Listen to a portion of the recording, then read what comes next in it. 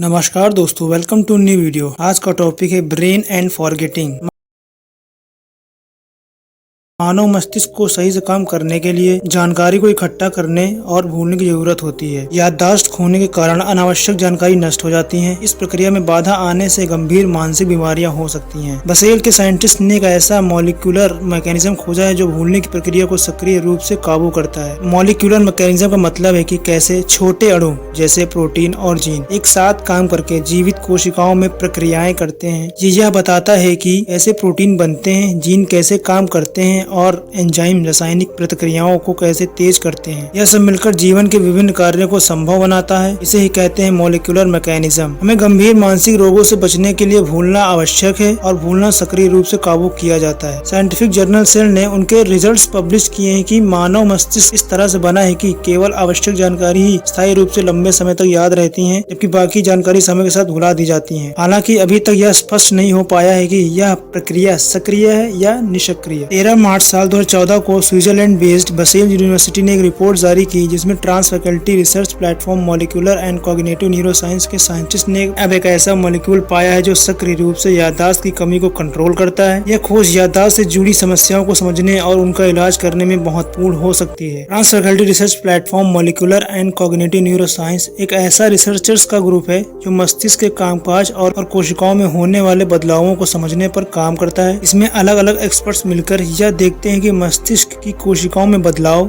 सोचने और याद रखने पर कैसे असर डालते हैं। कुल मिलाकर इस रिसर्च में मानव ब्रेन, बिहेवियर और एनवायरनमेंट पे रिसर्च की जाती है। अगर हम अपने टॉपिक पे वापस आते हैं, मस्तिष्क प्रोटीन एक महत्वपूर्ण प्रोटीन है जो मस्तिष्क के साइनेप्टिक कनेक्शनों की संरचना और कार्य के लिए जिम्मेदार है। साइनेप्टिक कनेक्शन वह जगह होती है जहाँ एक न्यूरॉन से दूसरे न्यूरॉन तक जानकारी पहुँचाई जाती है। मस्तिष्क प्रोटीन एक प्रकार का प्रोटीन सप्लीमेंट है जो खासकर एथलीट्स और फिटनेस एंथुसियास्ट के लिए बनाया गया है। यह प्रोटीन पाउडर आपके मसल्स के पुनर्निर्माण और विकास में मदद करता है। इसमें आमतौर पर वे प्रोटीन, केसिन प्रोटीन या प्लांट बेस्ड प्रोटीन शामिल होते हैं। इसे वर्कआउट के बाद या दिन में किसी भी समय लिया जा सकता है ताकि आपकी प्रोटीन की जरूरतें पूरी हो सके। न्यूरॉन्स नर्व कोशिकाएं होती हैं जो आपके शरीर में संदेश भेजती हैं ताकि आप सांस लेने से लेकर बात करने, खाने, चलने और सोचने तक सब कुछ कर सकें। एटिला स्टेटक और नील्स हर्ट जिसे लोमोविक ने ओल्फैक्टरी कंडीशनिंग का इस्तेमाल करते हुए जीन संशोधित रिंगवॉर्म पर स्टडी किया। इन रिंगवॉर्म्स में मस्तिष्क प्रोटीन की कमी थी और उन्होंने इनकी सीखने की क्षमताओं को समझने की कोशिश की। इस रिसर्च से यह पता चला कि मस्तिष्क प्रोटीन सीखने में महत्वपूर्ण भूमिका निभाता है। ओल्फैक्टरी कंडीशनिंग एक प्रक्रिया है जिसमें किसी खास स्मेल को किसी एक्सपीरियंस या फीलिंग से जोड़ा जाता है। अगर आप किसी स्मेल के साथ अच्छा या बुरा अनुभव करते हैं तो अगली बार उस स्मेल को महसूस करते ही आपको वही फीलिंग्स याद आ सकती है। यह स्मेल हमारी यादों और भावनाओं से जुड़ जाती है। जीन संशोधित मतलब ऐसे जीव या पौधे जिनके जीन में बदलाव किया गया हो।